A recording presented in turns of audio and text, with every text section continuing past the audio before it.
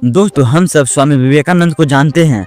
उनके शिकागो भाषण और उनके ज्ञान ने पूरी दुनिया को हिला दिया था। लेकिन क्या आपने कभी सोचा है कि वे कौन शख्स था जिसके आगे वे निडर और तर्क वितर्क करने वाला नरेंद्र यानी विवेकानंद भी झुक गया था? वे थे श्री कृष्ण परमहंस, एक ऐसे संत जिन्होंने सिर्फ किताबें पढ़कर ज्ञान नहीं दिया, बल्कि उन्होंने हिंदू धर्म, इस्लाम और ईसाई धर्म, हर धर्म को खुद जिया, प्रैक्टिस किया और दुनिया को बताया कि सब रास्ते एक ही मंजिल तक जाते हैं। आज की वीडियो में हम जानेंगे उस पुजारी की कहानी जो बाद में बना युग अवतार। तो चलिए शुरू करते हैं ये अद्भुत यात्रा को। कहानी शुरू होती है आज से करीब 190 साल पहले। तारीख थी 18 फरवरी 1836।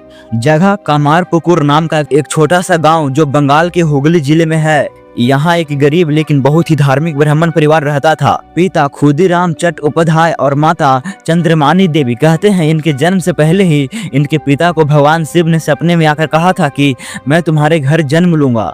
बचपन में इनका नाम रखा गया गद्धार। प्यार से लोग इन्हें गदाई बुलाते थे। गद्धार बचपन से ही आम बच्चों जैसा नहीं थे। सोचिए, एक 6 से 7 साल का बच्चा खेत में जा रहा है, अचानक वो आसमान में काले बादल देखता है और उन बादलों के आगे सफेद बगुलों की एक लाइन उड़ती हुई जाती है। और वे नजारा इतना सुंदर और दिव्य था कि गद्धाधर उसे देखते ही बेहोश हो गए, या यूं कहें कि समाधि में चले गए। ये उनकी जिंदगी का पहला आध्यात्मिक अनुभव था। वे स्कूल की पढ़ाई में तो साधारण थे, लेकिन साधु संतों की संगत और भगवान के कथाओं में उनका मन सबसे ज्यादा लगता था। वक्त बीता और गदाधर बड़े हुए। 1855 में वे अपने बड़े भाई राजकुमार के साथ कोलकाता आ गए। वहां दक्षिणेश्वर काली मंदिर में पूजा का काम किया, लेकिन किस्मत को कुछ और ही मंजूर था। अगले ही साल उनके भाई की मृत्यु हो गई और अब मंदिर की सारी जिम्मेदारी 20 साल के गदाधर पर आ गई। और यहाँ से शुरू हुई वे दौर जिसे लोग कहते हैं ईश्वर के लिए पागलपन। गदाधर यानी रामकृष्ण सिर्फ मूर्ति की पूजा नहीं करते थे, वे माँ काली से बात करने की कोशिश करते थे। वे घंटों रोते रहते, माँ क्या तू सच में है या ये सब सिर्फ मेरे मन का वहम है, मुझे दर्शन दे। लोग उन्हें पागल समझने लगे थे क्योंकि वे जमीन पर लोटते, चीखते और माँ को पुकारते। और अंत में उनकी ये तरफ रंग लाई, उन्हें माँ काली का साक्षात दर्शन हुआ। उन्होंने बाद में बताया कि उन्हें चेतना का एक समुंदर दिखाई दिया। दोस्तों, यहाँ पर रामकृष्ण की कहानी बाकी संतों से अलग हो जाती है। भगवान मिल गए, दर्शन हो गया, कहानी खत्म होनी चाहिए थी ना, लेकिन नहीं। रामकृष्ण एक आध्यात्मिक वैज्ञानिक थे। उन्हें चेक करना था कि क्या भगवान तक पहुँचने का सिर्फ यही एक रास्ता है। उन्होंने अलग अलग तरीके से प्रयोग किया।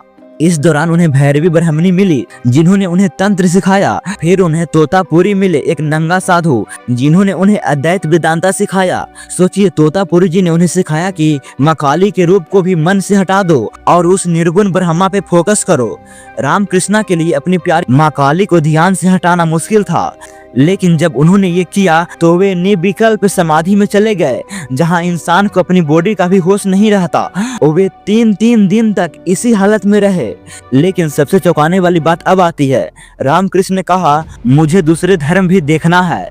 इस्लाम 1866 में उन्होंने गोविंद राय नाम के एक सूफी गुरु से इस्लाम की दीक्षा ली। आप यकीन नहीं करोगे, 3 दिन तक उन्होंने मंदिर जाना छोड़ दिया। वे पूरी तरह एक मुसलमान की तरह रहे, नमाज पढ़ी और अल्लाह की इबादत की। और 3 दिन बाद उन्हें वहां भी उसी सच का अनुभव हुआ। उन्हें पैगंबर मोहम्मद की दर्शन हुआ। ईसाई धर्म 1874 में उन्होंने बाइबल सुनी और जीसस क्राइस्ट के चित्र पर ध्यान लगाया।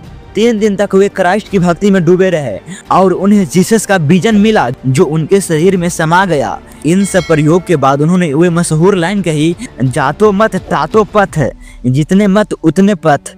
मतलब चाहे आप हिंदू हो, मुसलमान हो या क्रिश्चियन हो, अगर आपकी नीयत साफ है तो आप उसी एक ईश्वर तक पहुंचोगे। अब बात करते हैं उनकी पर्सनल लाइफ की, जो शायद दुनिया की सबसे अनोखी प्रेम कहानी है। गांव वालों को लगा कि गदाधर का दिमाग खराब हो गया है, भक्ति में ज़्यादा डूब गए थे ना, तो उनकी शादी करा देनी चाहिए। 1859 में उनकी शादी हुई सरधा देवी से। उस वक्त सरधा देवी सिर्फ 5 साल की थी और रामकृष्ण 23 साल के। जब सरधा देवी 18 साल की होकर 1872 में दक्षिणेश्वर आई तो सबको लगा कि अब रामकृष्ण गृहस्थ बन जाएंगे। लेकिन रामकृष्ण ने उन्हें अपनी पत्नी के रूप में नहीं बल्कि माँ के रूप में देखा। उन्होंने सरधा देवी की पूजा की, और उन्हें दिव्य माँ का दर्जा दिया। उनका रिश्ता शरीर का नहीं आत्मा का था। श्रद्धा देवी ने भी उन्हें अपना गुरु और पति मानकर पूरी जिंदगी उनकी सेवा की और बाद में उनके मिशन को संभाला। इसीलिए आज उन्हें हम होली मदर कहते हैं। 1880 के आसपास रामकृष्ण बेचैन होने लगे। वे अक्सर छत पर जाकर रोते थे और कहते थे, मेरे बच्चों तुम कहाँ हो, आओ मेरे पास आओ। वे उन शिष्यों का इंतजार कर रहे थे जो उनके मैसेज को दुनिया तक ले जाएगा। और फिर एंट्री होती है नरेंद्र नाथ दत्त की, जो बाद में स्वामी विवेकानंद बने। नरेंद्र नाथ एक तर्क बुद्धि वाले लड़के थे। वे हर किसी से पूछते थे कि आपने भगवान को देखा है।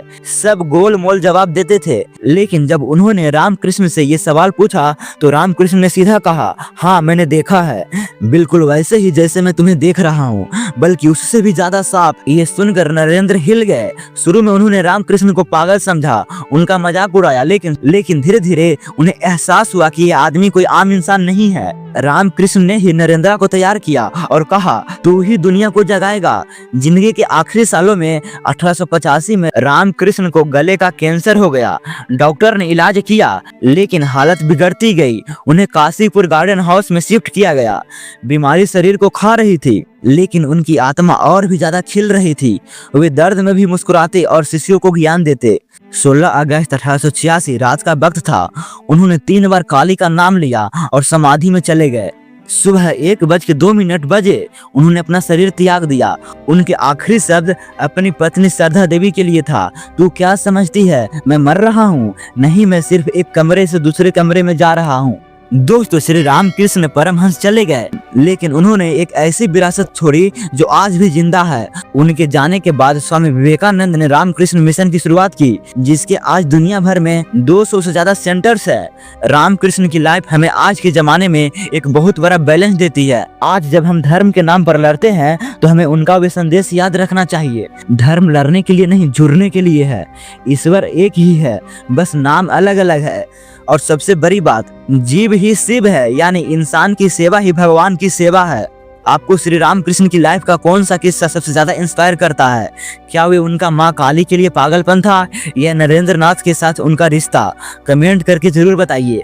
और अगर ये वीडियो आपको जानकारीपूर्ण लगी हो तो इसे लाइक करें और अपने दोस्तों के साथ शेयर करें। और ऐसे ही बायोग्राफी देखने के लिए हमारे चैनल को सब्सक्राइब करना मत भूलना। मैं मिलूंगा आपसे अगले वीडियो में, तब तक के लिए नमस्ते, जय हिंद।